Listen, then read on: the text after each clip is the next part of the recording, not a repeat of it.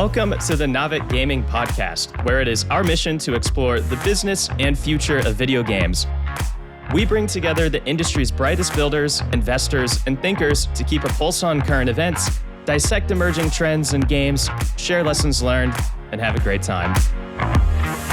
This podcast is also part of Navic's growing ecosystem, which ranges from free and premium research to consulting and advisory services. For more information, visit www.navic.co.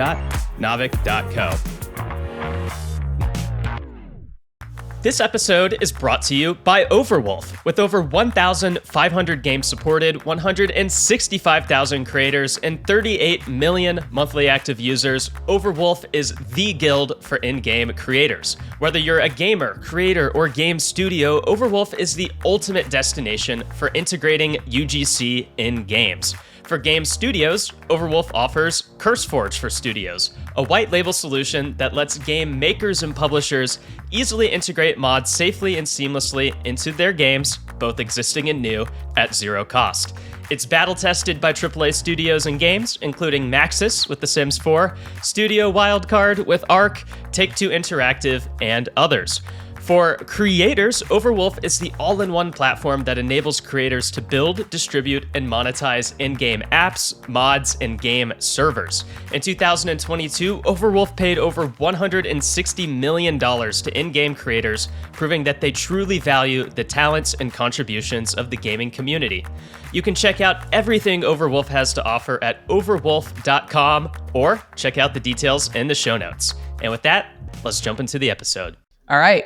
Hello, everyone. Welcome back to the Navic Gaming Podcast. I'm your host, Alex Takei, and this is Interviews. So, games have always spanned a litany of input design, from mouse and keyboard to controllers to touchscreens to specific physical hardware designed from the ground up to be a controller. So think Guitar Hero or DDR, or honestly, throwback to the late 90s and for an early 2000s kids like Bop It. In game design 101, you can theoretically make anything an input control. An electronic cutting board and knife, for example, could be an input control for a video game.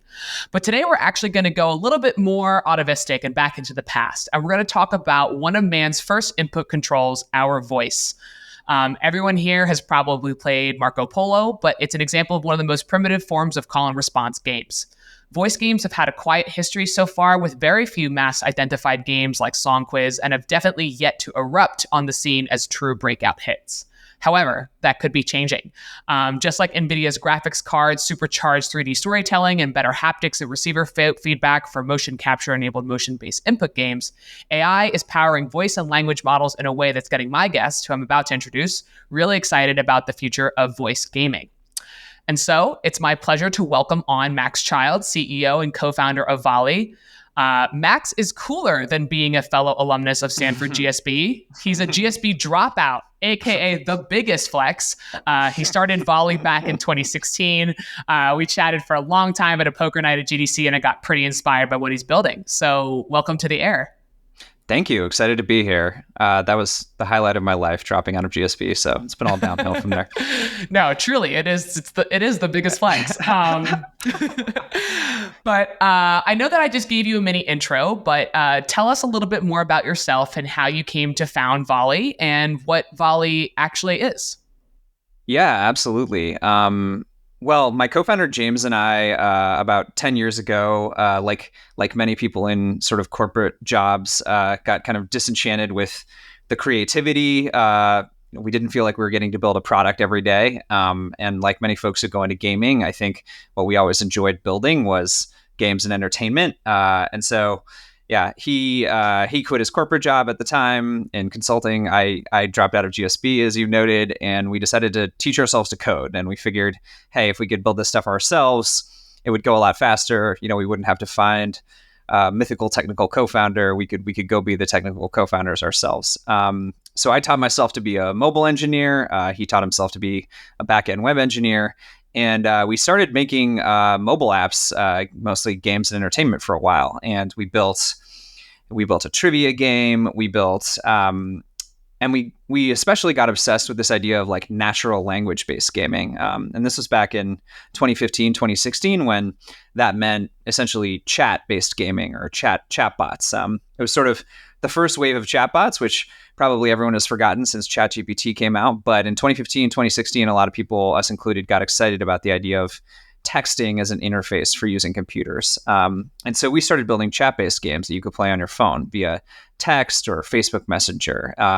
We built a virtual pet, like a Tamagotchi type thing that you could text with. We built a couple more trivia ideas. We built some storytelling-based games. We were very fascinated by this idea of chat as an interface. And, we never got more than, I don't know, a couple thousand users. So it wasn't like setting the world on fire, but we thought it was cool as an interface. And we thought it was kind of a novel approach to gaming and entertainment more generally. And then, the big moment, the kind of big turning point for the company was the introduction of Alexa and these sort of smart speaker AI platforms. I got an Alexa for my birthday one year, and James, my co-founder, and I realized, hey, we can actually code these games that we've built for chat for these voice-based devices as well. And, the curve at the time for smart speakers was sort of up and to the right. And we launched a couple game ideas on that platform. And like the third one got, I think, like 5,000 users in the first week or something with no marketing, no spend, nothing. So we were like, okay, that's basically the most popular thing we've ever built on a platform that, nobody's paying any attention to. Like, we should really double down on this and see where it goes. And so we started launching more titles. We started getting kind of smarter about voice and conversationally based interfaces, and really kind of, I think, getting better at building entertaining games within the limitations of that platform. And since then, kind of fast forwarding, the company has expanded a lot. We have a lot more game titles. Most of our gameplay actually happens on screen devices today. So it happens on both Alexa devices with screens, these little kind of 5 to 10 inch screens that sit on your kitchen counter or, in your office or in your bedroom or something. And also on smart TVs, which is actually the fastest growing part of the company, where you can play our games on a Roku or a Fire TV. It's a nice big screen experience. And you still control it with your voice just by speaking into the microphone on the remote control. Got it. Well, I'm super excited to dive into all of that. Specifically, we're going to talk about the history of voice games in the current market. You kind of gave us this little progression of Volley, but we're also going to match that against what's been going on in the voice games market, and talk about platforms and talk about where they're played. But before we kick off, I know that we've got a couple of exciting announcements to make that will help guide our discussion for today. And I'm not trying to steal your thunder here, but Volley has just announced that it's receiving a $55 million Series C, co-led by Lightspeed and Microsoft. So major congratulations. Thank you. Yeah, that's huge. Yeah, very, very, definitely exciting. Been a lot of work and a great foundation for what we're trying to build going forward. Awesome. And we'll be talking also about the strategic value there from the investor side as well, the later part of this episode. But before that, I also know that you've got a game announcement. Yeah. Well, in the spirit of sort of, you brought it back to the history of voice-controlled interfaces and talking about Marco Polo. Somewhere between Marco Polo and today, I think one of the great voice-controlled games in history is, you sort of alluded to it, but I played a lot of Rock Band on consoles back in the day. And one of the fun parts of Rock Band is the sort of singing-based interface where you can sing along to popular music, and it tries to match the pitch of your voice, and you sort of get points based on how accurate you're singing the song. And I'm excited to announce that we're sort of taking that idea and bringing that to smart TVs, like Roku and Fire TV. And so we're launching a karaoke game this week where you can sing along to, I think, 30 popular songs today and sort of do that pitch matching karaoke type experience. And in the next couple of months, we're going to add actually hundreds of additional tracks. And I think it's a great, voice-based experience. It's pretty cool because we can actually offer something that you needed a console for, 3, 5, 10 years ago on these very kind of low, underpowered smart TV devices today. And it all works on the hardware that comes with your TV. So you can sing right into that remote control that, you get for free when you buy a new device. So I think it's a lot of fun. We've been demoing it a lot in the office.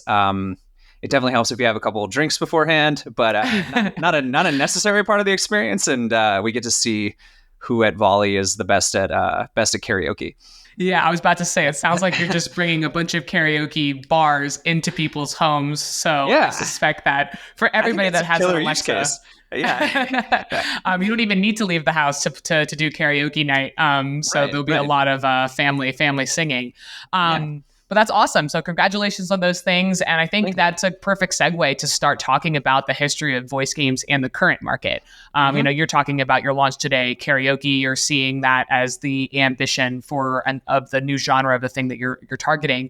But I'd love to kind of like rewind back the clock. You talked a little bit about what made you guys get into the business. You were super interested in this chat interface, and you're super interested in like linguistics and the power of language to fuel inputs for games.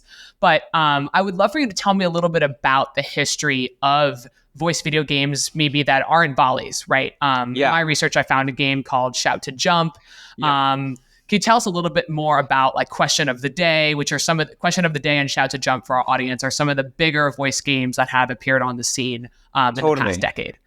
Yeah, it's interesting. I feel like historically voice games, there's sort of a couple different eras. One is sort of before speech recognition got good, and then there's when speech recognition got kind of decent and you could start building more complex games around that. And then today we're sort of moving in, and I'm sure we'll talk more about this, to this era where with large language models and the sort of advances in AI, you can really do amazing kind of speech-based interfaces that change what we can do going forward. But going back to the era of maybe speech recognition isn't that good, but like what's a fun voice-based game? You mentioned Shout to Jump. I think there's another one called like Shout Ninja or something like that. But they're essentially platformer games, or like Endless Runner kind of combined with platformer games where they're side-scrolling, and the way you make your character jump, unlike in Mario where you press a button on your controller, you scream at your phone.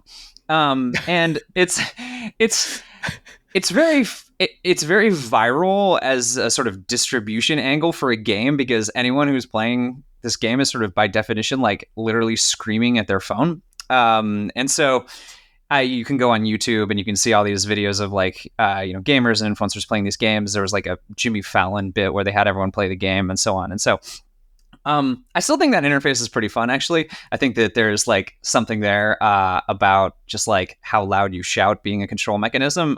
But that's probably like, I don't know, the first like very viral voice game. I think it was huge in China, one of those variations of those where there was like a couple, there's tens of millions of downloads and, millions of DAU at one point or another. So I think the point of the history there is that there is really something primal about using your voice or, shouting and using that as a method to play a game or just to interact with computers in general. I have a 2-year-old daughter today, and she talks better than she can do any other type of interaction with the world, right? She can't really play games on her iPad yet, but she can talk to her mom and I and tells us what to do quite a lot. And so I think there's like a kind of like hierarchy of how intuitive and how sort of like how sort of base human instinctual different levels of interfaces are. And I think that voice as an interface, or shouting in this case, is sort of like almost at like the lowest level of like truly evolutionarily like the most instinctual way to communicate, right? And so I think the shouting kind of unlocked that to some degree. And then you mentioned kind of fast forwarding to some of the more modern games, Question of the Day being one of the more popular games, which is essentially just a daily trivia game. It's sort of like Wordle for trivia. And again, it's based on very simple voice interface, multiple choice, A, B, C, D. But, and ended up having sort of millions and millions of users on Alexa and some other platforms. And we actually ended up acquiring Question of the Day. So that's actually part of the Volley portfolio today. But there is something, even with a very, very basic type of game where the interface is very simple, there's still something sort of joyful and natural about using your voice to control it. And I think that that's what we've always believed at Volley from day one, is that even if you take the same types of games that we've been playing for decades, or even, whatever, centuries in some cases, there's that emotional element of using your voice to control it that's very, very powerful. And I think, unlocked even more going forward with some of the modern large language model technologies. Yeah, that's fascinating. I'm just picturing someone sitting there with like a basket of like lozenges, just screaming at their phone. I would need that, yeah, but maybe it's like professional voice actors who can do it. Yeah. So we talked a little about Shout to Jump, which is on your phone, and Question of the Day, which is a trivia game. Can you talk a little bit about in the past, though the input is voice, what is the predominant platform as the receiver? So let's think about car games, voice games on a computer, voice games on a smartphone. Now, you mentioned earlier voice games on a smart TV. Where have these games been played in the past? Yeah, I mean, the interesting thing about voice games is it's not so much about the device, because almost any piece of hardware we have today has a microphone and a CPU and an internet connection. What's actually really important for voice games is essentially the embarrassment factor of playing them in different contexts, right? Like mobile essentially unlocked that the bus stop or the Starbucks line or the break time at work as the sort of like, oh my God, there's all these like unfilled voids in people's lives in which they could be playing, 5 to 10 minutes of a game. And, that's how Candy Crush and Words with Friends and everything, really took off, right? That sort of short session time throughout your day. And voice is basically the opposite of that, where in like none of those contexts would you want to play games or you want to shout at your games, right? You don't really want to be at the bus stop or in the Starbucks line playing Shout to Jump or any voice game. Really, you just kind of look like a bit of a weirdo. But where voice games really make sense is essentially, at home and to some degree in the car. But I think, the average American spends 8 to 10 hours a day at home. And while I'm sure a lot of the folks who listen to this podcast are gamers and have consoles and such, a lot of folks don't, or they're just more casual gamers. Maybe their parents, maybe the only time they get to play games is through board games or family game night type experience, or if they all have their friends over to play a party game, once a month or something like that. And voice games really unlock a lot of that sort of at-home time as a more like casual gaming space. And you can do that. It can either be casual in the sense that, hey, I turn on my smart TV and I just want to play something a little like easier and lower friction to get started on than, loading up whatever, hardcore game I'm into on my console at that moment. And then there's also this sort of unused time around the home where people may not think of it as an opportunity to game, but, it could be like, you're cooking or you're doing the dishes or something and you want to play, one of our games is called Song Quiz, which is a guess the song game. And you can play that in the background, like while you're cooking. Like I've done that and you can do it on an Alexa device, right?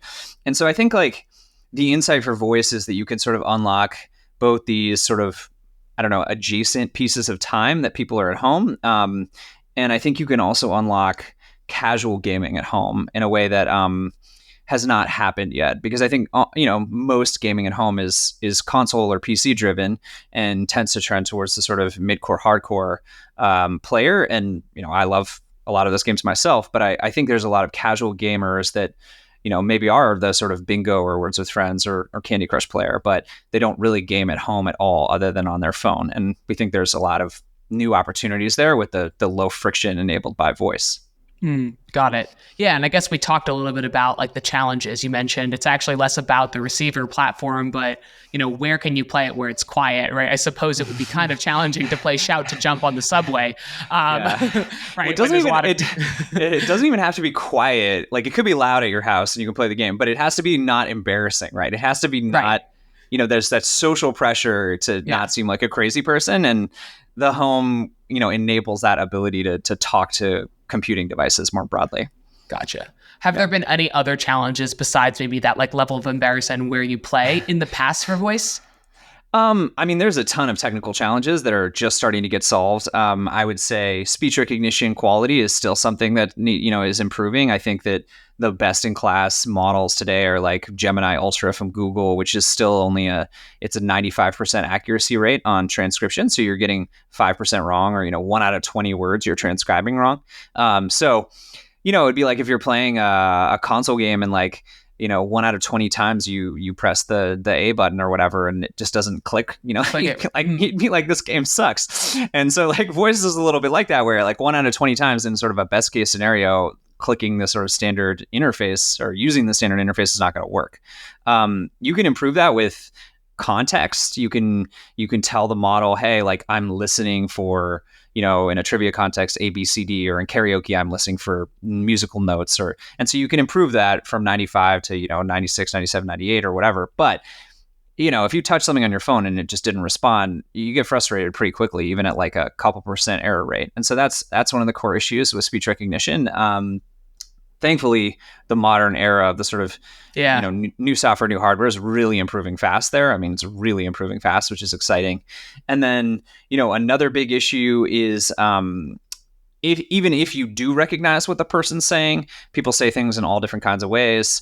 You can phrase even a standard request, like you turn on the lights or something, in like 1,000 different ways or thousands of different ways. And that's always been one of the core challenges of natural language processing, is figuring out, what's 1,000 different ways that people can say the same idea, and how do I actually pull the intent out of what they're saying. Right. And that's getting closer to a solved problem, especially with large language models, where like they're pretty good at pulling what you mean out of that 1,000 different ways you could say that same phrase. And then there's sort of like the kind of game design questions that are really interesting, which is like, how do you make something interesting but still sort of like on rails to some degree, right? Because you want to guide people to what they can say to the game. Like, you don't want them to be able to ask any question. You don't want them to be able to ask about politics or news or sports in the middle of your music game, for example, right?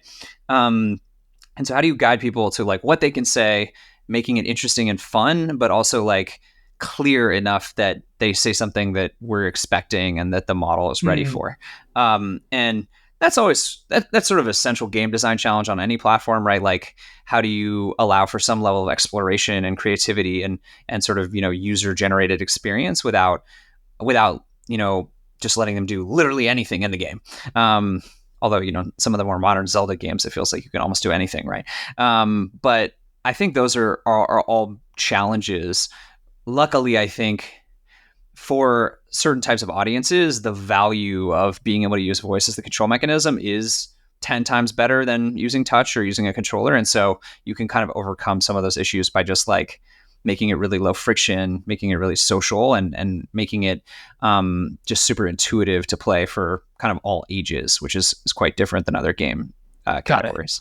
Yeah. All right. Awesome. So those are definitely a great summary of some of the challenges around, where people play, speech recognition, determining intention.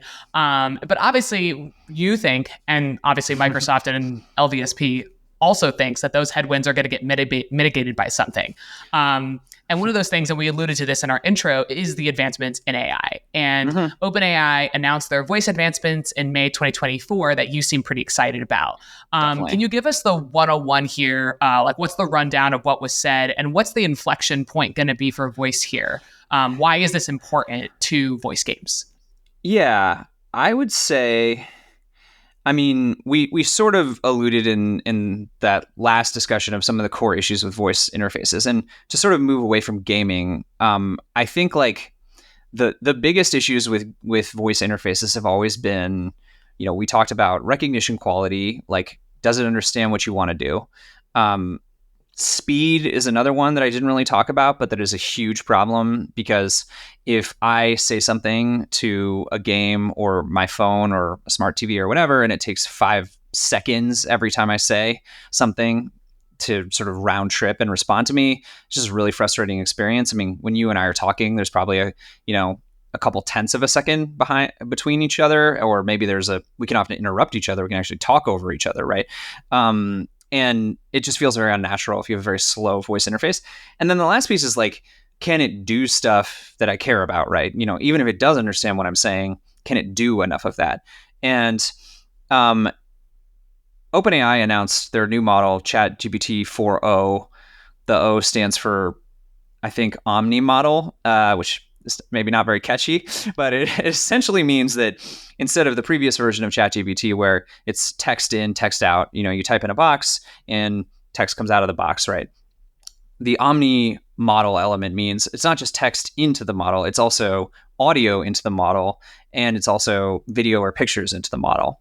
And on the other side of what the model spits out, and it's not just text anymore, but it can also be audio, i.e. speech or music in some cases, that sound effects, so on. And it can also spit out visuals, whether that's AI generated art or, something that requires a picture and a response, that kind of thing. And the biggest kind of technological leap forward is they essentially actually trained the model on these different types of inputs and outputs, rather than previous models, which were always just trained on text in and text out. And what that means is essentially what was previously a 3-step process, which is take the audio, turn it to text, run the text through the large language model, and then synthesize some sort of audio output. 3-step process, maybe each of those takes a half second. It's a 1.5 second response. Now they combine them all into 1 step. They trained it on audio in, and it can produce audio out natively. So maybe the whole thing is a half second. So it's literally 3 times as fast, maybe even 5 times as fast in sort of core use cases.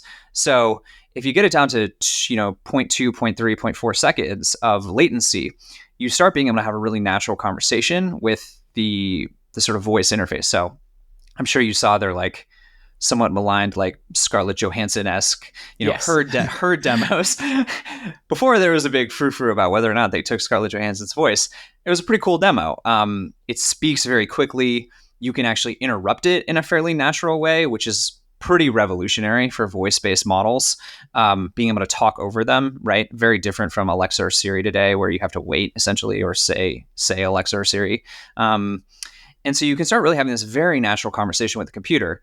And then the large language models are also improving a lot, so they can just do a lot more stuff for you, right? So, I can ask them to carry out increasingly complex tasks, and they can, carry them out. And I think they say like GPT-4 is like a smart college student, and GPT-5 is going to be a PhD student or something. So that change where voice interfaces are now under a half second, and you can interrupt with them, in addition to the models just getting smarter and smarter, I think is like kind of an iPhone-ish moment where all of a sudden like touch screens started working. Like, I'm sure you remember, we're roughly similar ages, but like going to the ATM machine and like trying to like tap in your PIN on like a touch screen in like 1997, it was like, like really, really slow, or like, but all of a sudden you got an iPhone and you're like, oh my God, touch screens are amazing. Like, they actually work, right? And I think we kind of hit that turning point with the recent OpenAI announcements where all of a sudden like, oh, instead of the sort of like poking at the thing and waiting, now it just, you talk and it works naturally. And, we're very early on that process. I mean, it got announced literally a month ago, but I think that you're starting to see the early kind of signs of the downstream impact of that. Like Apple just announced that, they're redoing Siri and all these various iPhone AI features, all built around those kind of models where, hey, like I say something and Siri actually does it correctly and in under half a second, right? Which is like, 10 times better than current Siri, or maybe 100 times better than current Siri, right? So Siri has gotten a lot of crap, justifiably, but if Siri's, 10 times faster and 100 times better at doing what you ask it to do, you can see a world in which people are using Siri a heck of a lot more. And I think that that's kind of like we're on the cusp of that happening, right now as it's starting to get rolled out into these devices. Yeah, as someone who always turns Siri off, I'm waiting for Siri to be a little bit better. But I find this pretty interesting, right? Because, and we talked about this a little bit in our kickoff, because sometimes adoption is kind of hindered by the inability to make an experience of high fidelity due to those technical limitations. I remember, of course, the original motion sensor games that were cool in theory, but kind of flopped on the input side, given the fact that the motion to input translation kind of sucked. Just didn't work. Yeah. The Kinect for Xbox, as well as if anybody remembers the iToy for Sony. I remember being super excited to play the PS2 iToy skate game, Antigrav. Huge throwback for anybody, but it was just basically a disaster, right? Like it was so much more of a novelty, right? And fast forward a couple years, the Wii explodes because someone at Nintendo figures out that motion is best if there's a hardware receiver in someone's hand. And I think it's interesting that we talk about those things because with voice, you're gonna be supercharged by these advancements that will allow you to create that compelling experience. Yeah, I think the whole history of technology is like usually someone has a reasonably good idea, 10 to 20 years early, but the execution is mediocre, and so everyone thinks the idea is sort of fundamentally bad. And then 10 to 15 years later, with like correct execution, the idea like changes the world, right? I mean, you could take like the Apple Newton, from the 90s, essentially being a prototype of the iPhone in many ways, right? And like everyone thought the Newton sucked. It was like a huge flop. They fired the CEO and all this stuff. But like, I think I mean, obviously, I'm talking my own book here, so use your own judgment. But I think that we're really at that moment where just the pure quality of speech recognition has gotten 10, 20 times better in the last 5 years, and then the ability of the computers to do the stuff that you want them to do with voice interfaces has gotten like 100 times better or 1,000 times better with large language models. So it's just hard to see that combination isn't the kind of beginning of a turning point for speech-driven interfaces in general. Yeah. And the last point I would make here is that like, we're talking right now because it is in the end the most natural way to do things. The average person talks like 3 times faster than they type. I think myself included. And so if you could just type 3 times faster by talking, like a lot of people would do that. You'd see a lot more of those phone booths that are soundproof in offices because all of a sudden I can like interface with the computer 3 times faster, right? So it's hard to see a world in which when voice starts working, that it doesn't take over quite a lot of the ways we use computers and gaming. Yeah. And I think the other interesting call out here is when you think about the equivalent install base about what voice games would be, you're not talking about PlayStation 5s or high-end gaming rigs, but you're talking about Alexas, cars, home audio systems like Sonos, or smart TVs, right? And Amazon has sold over 500 million Alexas-enabled devices. And in the US, approximately 60 to 70% of US households own and use a smart TV for streaming, according to my research. But I think that's an interesting kind of proposition in the sense that like you have a very high IB to tackle with this kind of game genre or input genre. Yeah. I mean, smart TV is like, I think it's, it sort of depends what research you look at it, but there might be more smart TVs in the US than there are smartphones, or at least it's like close. Like they're in the universe of each other, which is sort of mind blowing. And like, and the other thing that sort of blows people's minds who work in technology is that the average American watches like between 4 and 5 hours of TV a day. And they also game for, another 45 minutes to an hour on average. And so the average American is spending like 5 to 6 hours in front of a television per day. Or at least the TV is on, creating some kind of entertainment experience for them 5 to 6 hours a day. And so, it is still the most important entertainment device in most people's lives. And even if you're like, hey, like, okay, of those 5 hours that are just watching TV, maybe like, 30 minutes of that could be, casual gaming. And obviously I believe that, voice enables a new type of casual gaming. Like that's just such a massive entertainment market compared to, a lot of things where you're ending up on just a device that most people don't have yet, or, you're relying on hardware that maybe 5 to 10 years from now, you're hoping people will have. Like, I think VR would be like a canonical example of that, right? Whereas like, 60, 70 people already have a smart TV.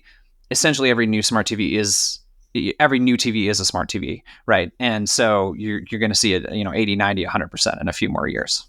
Got it. All right. Well, I think this is also an excellent segue to start talking about Volley and Volley's portfolio and what it's building. And then again, after that, shifting to the business of voice. But let's start talking about Volley. Okay. So you're about to release this karaoke game. You mentioned that you acquired Song Quiz. Question of the day. Our question of the day. Sorry. What does the Volley portfolio consist of today? Yeah. I mean, I would say there's like 3 categories of games that have been working really well for Volley. And it's been pretty consistent over the last 4 or 5 years, even though the quality of those games I think has improved a lot in that time frame. One is sort of trivia driven games.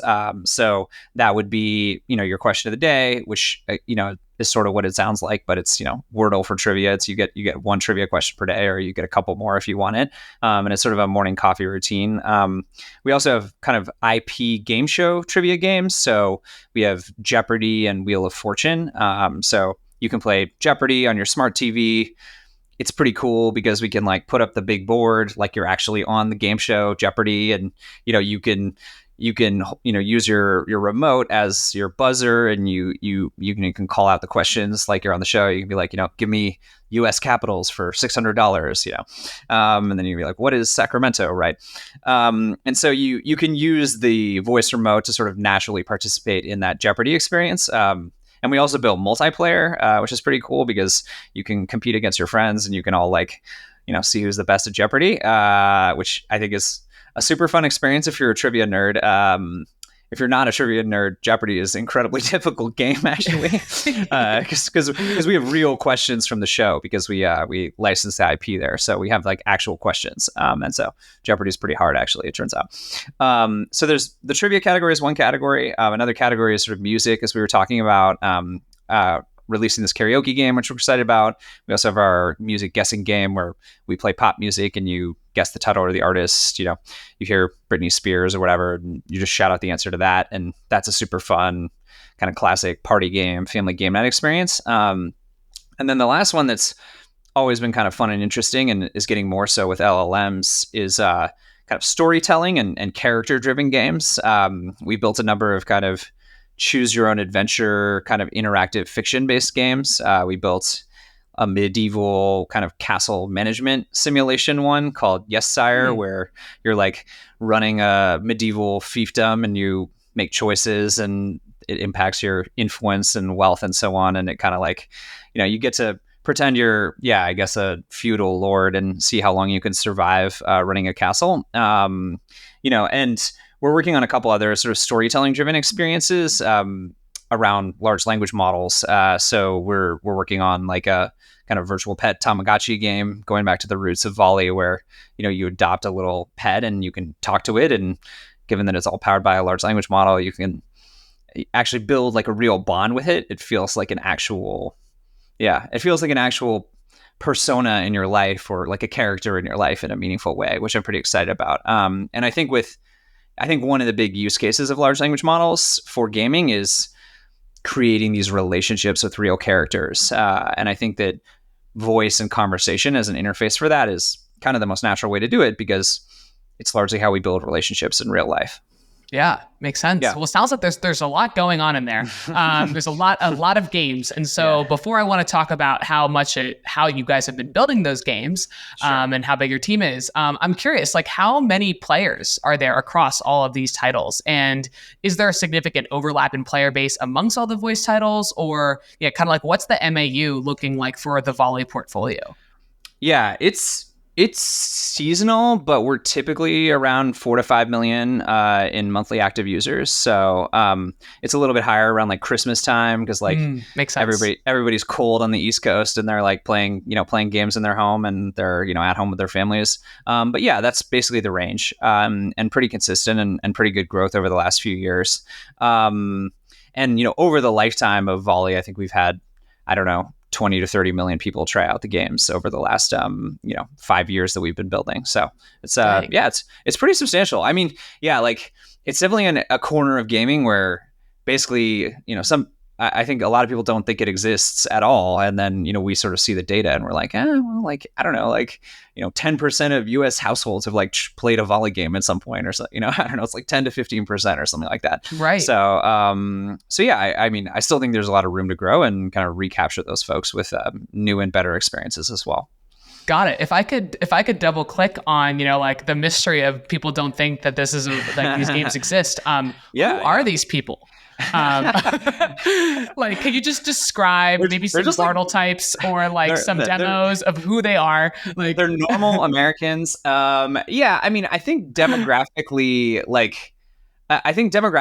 we like to say it's like millennial parents is probably like the core demo, where it's like 30 and 40s parents with kids, lean slightly female, huge representation of having children, homeowners playing at home, that kind of thing. I think like a little more Midwestern, maybe a little less like coastal, techies or whatever. And it does tend to sort of overlap with that casual audience where like, maybe the only game they've ever played is like Words with Friends or something, right? But sure. They play tons of Words with Friends, and they also play Song Quiz or Jeopardy or hopefully karaoke at some point.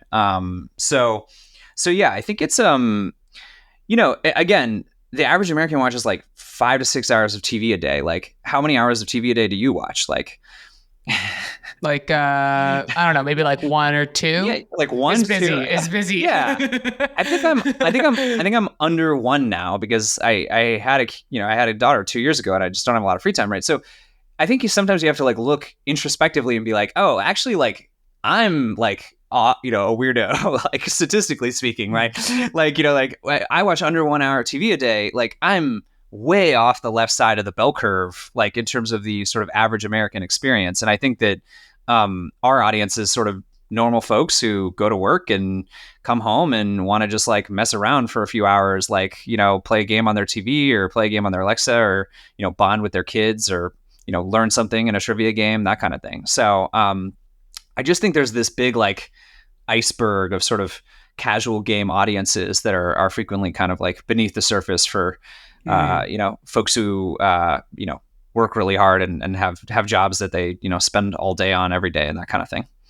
Yeah, makes sense. Okay. And so, all right. So we learned a little bit about your audience. We know that a lot of your games have that visual feedback system. They're getting played like on smart TVs predominantly and on smartphones. I would love to start switching over to kind of like the business of voice. And the way that I want to start with this is before we go to like monetization, retention, discovery, you just told me about a bunch of games that you guys have built. Sure. Yes. How big is your team? How much does it take? How long does it take to make one of these games? Like what's the dev team size per game on average? Yeah.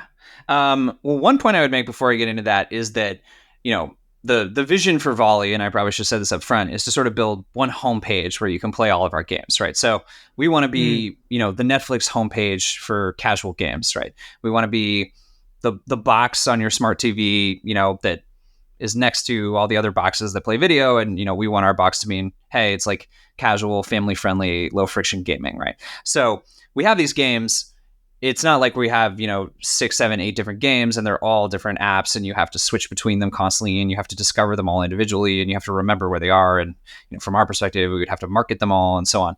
We have, one app, the Volley app, and all of our games are in that app, right? So every time we launch a new title, we like launch it into that app. And so, we have a kind of different approach, I think, from development and perspective and timing and so on. But overall, we're about 75 people today. And, it probably takes 6 to 9 months to launch a new title. It often kind of depends like how ambitious you want to be on like single versus multiplayer. If you want to have those all working on day one, it depends on, sometimes we can build more kind of mini game experiences as an experiment, or, sometimes we have a more full-fledged ambitious product. But yeah, I think, 6 to 9 months is probably the ballpark range. And it probably takes a team of like 5 to 7 people to build a game. And then, the blessing and the curse, and I'm sure you hear this from a lot of game developers, is you sort of have to decide like, are we going to do live ops? Like, are we going to keep adding features? Like, are we going to keep like, are we going to try to host events? Are we going to like add new monetization systems? Are we going to add metagame progression stuff? Like, when do you stop, right? Like, if you launch a game in 9 months, does everyone like do high fives and move on to the next thing? Or do you like spend the next 4 years trying to make that game better? And I think that that's something we do not have like a clear answer to, but I think it's just depends on what you're seeing in terms of the metrics and uptake and how excited people are, and also just how excited we are internally about what the feature roadmap would be. And well, just also like, are we like, oh man, if we could just do this in this game, like, it would be 10 times cooler, right? How pumped are we about that? Because there's definitely an art and a science to all this. Got it. Yeah, and I think that's a critical distinction, because I think one of the things that I was going to ask about is, how has Volley built discovery for its titles, right? I imagine it's fairly challenging without a voice-specific game store.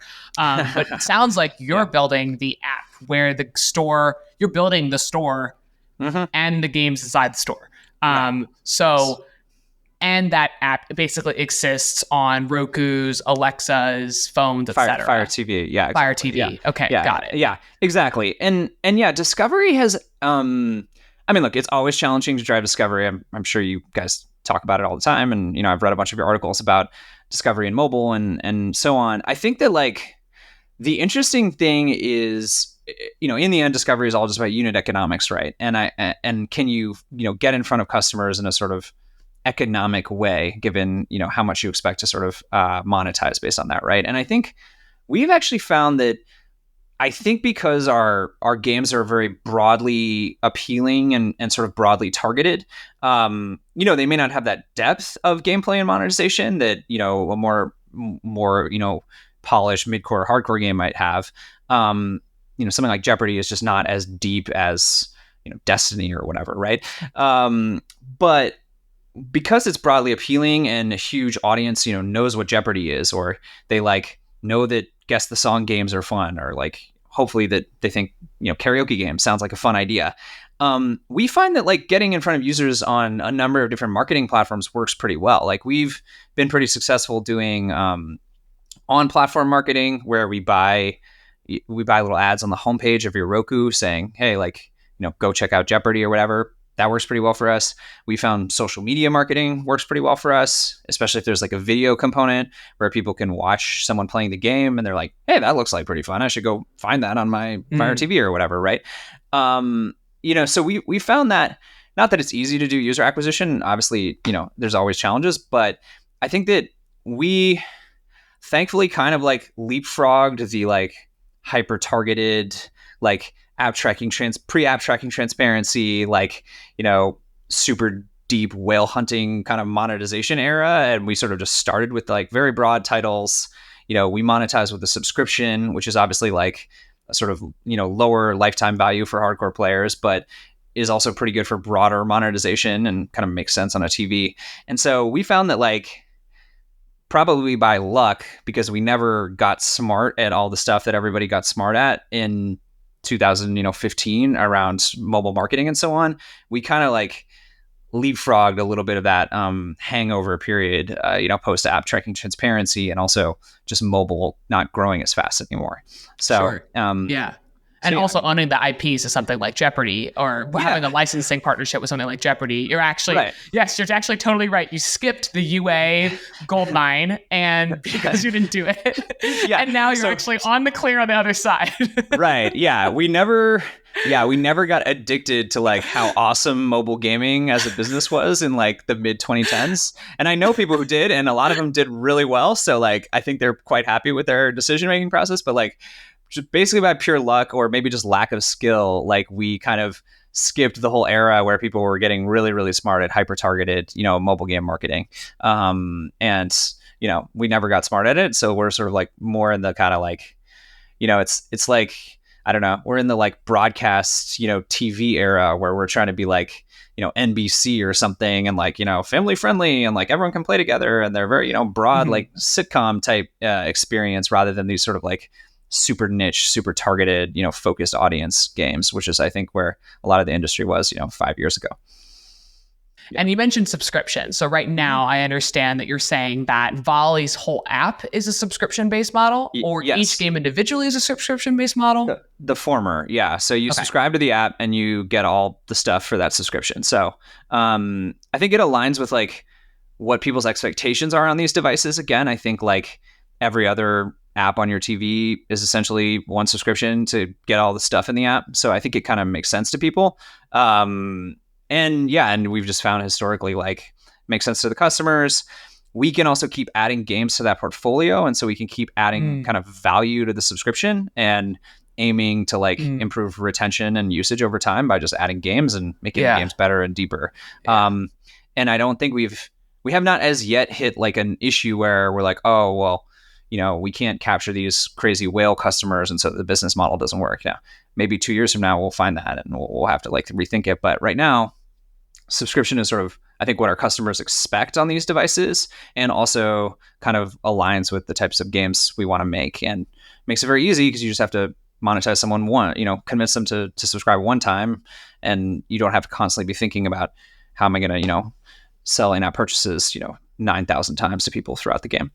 Yeah. I'm curious actually, what does the retention look like? I presume that if subscription is the model that you've chose for the Volley portfolio, I'm not sure if that's the way it always has been in the past, that it must be working. Yeah. I mean, I'm not going to tell you like the exact number on that, but I would say we comp pretty well with like, we look at other consumer subscriptions, right, as a sort of comp. So there's entertainment ones like, you look at, I don't know, the Hulus and the, Apple TV Pluses of the world. We're definitely not as good as Netflix. Like Netflix is the best, they also spend $10 billion a year on content. Yeah. So if we could spend $10 billion a year on content, I think we'd have better retention. So just stay tuned. But yeah, I think we're in the category of a decent streaming service. And then also if you look at things like, I don't know, outside of gaming, like if you look at like a Duolingo or if you look at like a, meditation, Calm and Headspace and stuff, I think we're sort of in those categories where, I think we're a little better than some of those. But we comp pretty well to Duolingo is an interesting one. We comp pretty well to Duolingo and they're like a $20 billion public company. So we feel like there's a fair amount of room to grow there. Got it. And yeah, again, like your speed for development is super fast. The cost to make games is seemingly cheap, and subscription model works when you can pump out content fast and cheap. So it makes sense. But I'm curious. Like you mentioned the whales, right? And sure. I'm wondering if we could talk a little bit pie in the sky about how you see the monetization framework evolving for voice. I'd imagine it's challenging because in a place where there's a lot more visual appeal, there's skins and battle passes. It seems a little weird to be purchasing a battle pass for a voice game, but maybe that's something that you thought about. But one of the things that I thought was really interesting was the adoption of voice ads in games. And have you guys thought about like that kind of top end monetization outside of the sub, maybe on top of the sub for the Volley portfolio? Yeah, I think we thought about it. I don't think we have an answer to like what the right idea is there. So, we'll probably do some experiments over the next couple of years. I think that I sort of dispute the idea that you couldn't sell like skins or a battle pass through voice. Like I basically think that anything you could sell through clicks of a button, like you could sell through voice, because we could build, 3 years from now, we could have a as visually robust a game as a Fortnite or something like that. Right. So like, there's no reason you couldn't have an Unreal Engine visual game, where you're selling cosmetics or, currency or battle pass or whatever, where voice is the core interface. Now, maybe that's not what people are used to. Ripping off Fortnite and making it a voice game is probably fundamentally a bad idea, but there's no like first principles reason you can't like sell people things with voice, right? It's just if those things are appealing enough, right? I mean, you can, I don't know, walk down the street in a bazaar and people are selling you stuff with their voice all the time. And, that seems to work okay. I go to the convenience store, people sell me stuff with the voice, it seems to be fine. So the question is like, can you create, things that people want to buy, and can you create an economy and, a currency or just, cosmetics or upgrades or whatever it is, that sort of progression and so on that lends itself to an in-app purchase driven monetization system. I think that rightfully so, like, modern gamers have pretty high expectations for like how cool the stuff is going to be that they can buy with in-app purchases and how good it looks and, how it makes them feel or how it helps them progress in the game. And so, for us, I think it's just about building more ambitious titles that have a kind of world model that lends itself to, a more complex or more compelling, like, in-app purchase based scheme. I mean, I think, no guarantees that we'll do this, but I talked about, our virtual pet game. And I think you could see a world in which you build a really ambitious virtual pet game in which there's, outfits for your pet and there's, dog collars and there's like, they can go on trips and they can go on play dates and you can buy them fancy food and all this stuff. And like, I'm not saying this is a good idea specifically, but you could see a world in which you could make those things sufficiently compelling to do, a purchase-based model, on top of the sub, or I don't know, maybe as a standalone thing where you can just start, make it truly free to play. But, TBD, I think. But my general world model is that like, if you make the economy and the universe that the person is living in interesting enough that where they want to buy cosmetics or something else in the game, that they'll do it. And I don't think voice really makes a big difference versus other ways of buying things. And then on the ad side, I think the key insight from ads is you have to show a lot of ads to make money. And like, I don't do a lot of listening in this case. Yeah. It's like, I mean, there aren't a lot of great ads-based businesses. First of all, like putting aside my own aesthetic distaste for a lot of ads, which I'm sure everyone shares, where they're like, like there's just a lot of crappy ads out there, which I think is fair. Even if you're like, okay, these are all going to be great, really, good ads, highly targeted, I actually want the products and so on. Like the ads businesses that are really big are like, Facebook, and Google, where, you literally have billions of daily active users, right? And you have a hyper targeted ad system.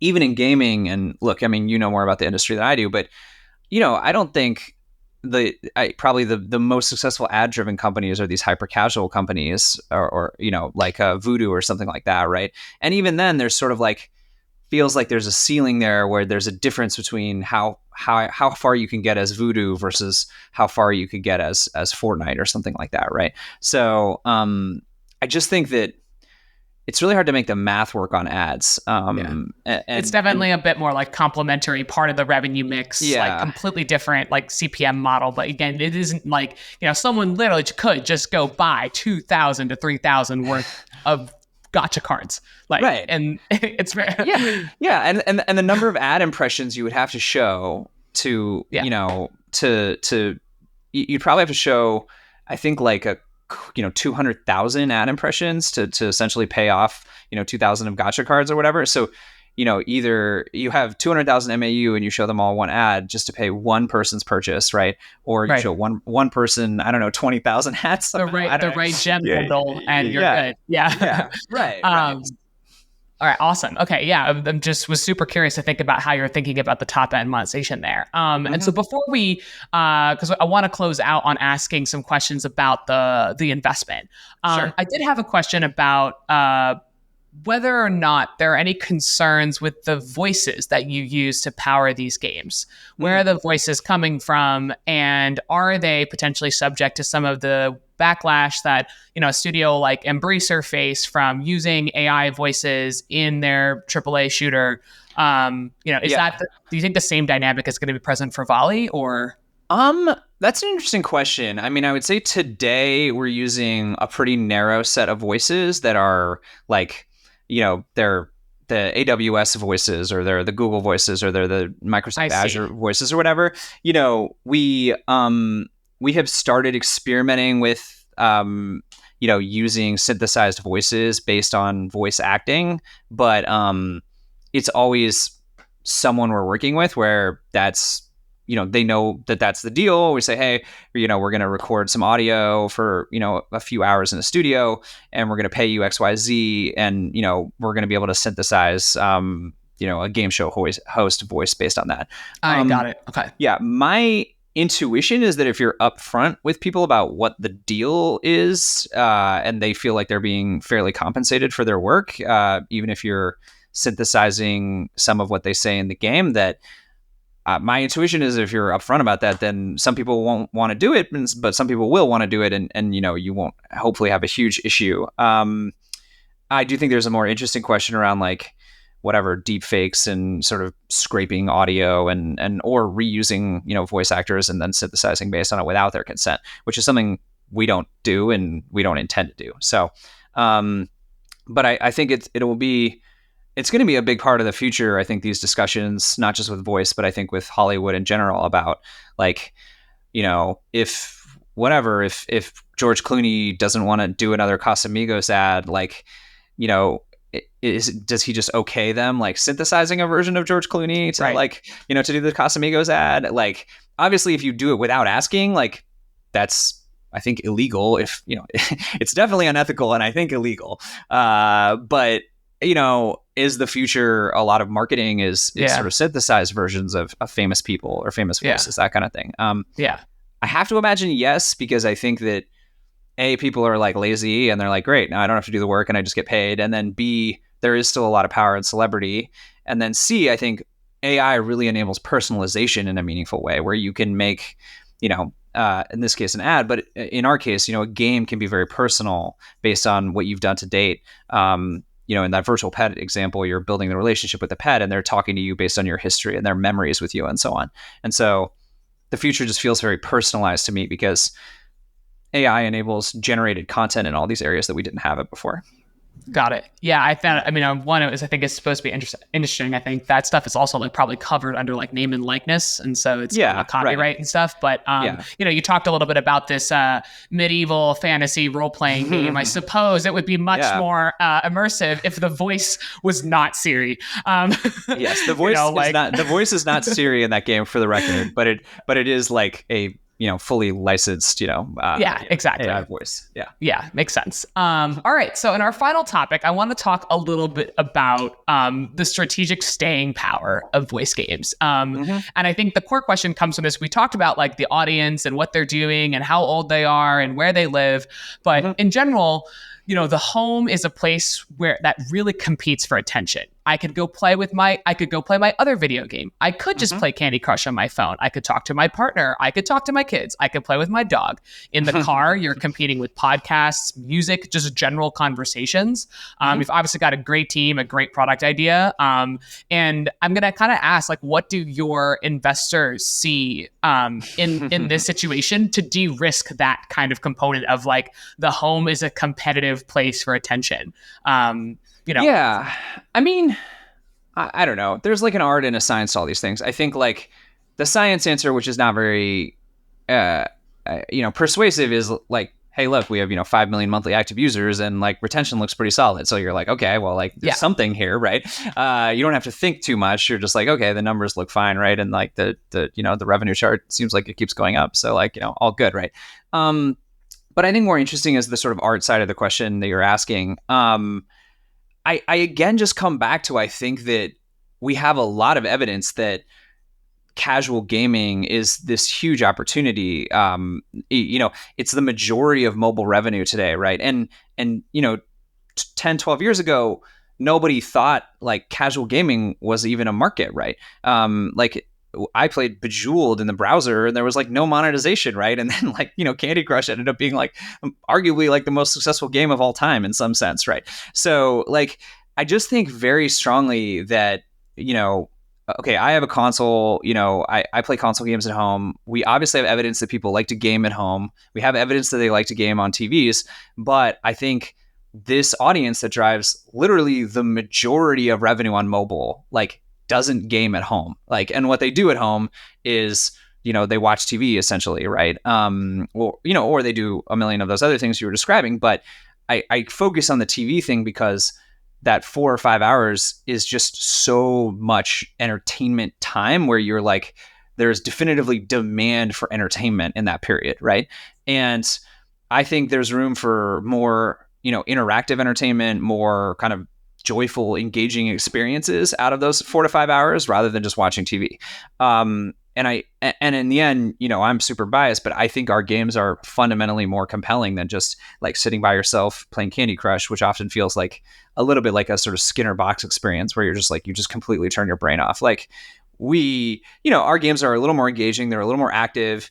It doesn't necessarily mean you have to like be a trivia genius to play our games, but like you're playing karaoke, like that's a pretty active experience, right? And so I think there's just a lot of unexplored territory for casual gaming in the home, and I think that what we've been missing today was sort of the control mechanism or the interface to enable that. And I think that the Wii, I think you mentioned, was a great example of where they really found that sweet spot of like, oh, there's all these casual games that people want to play if you make the interface simple enough.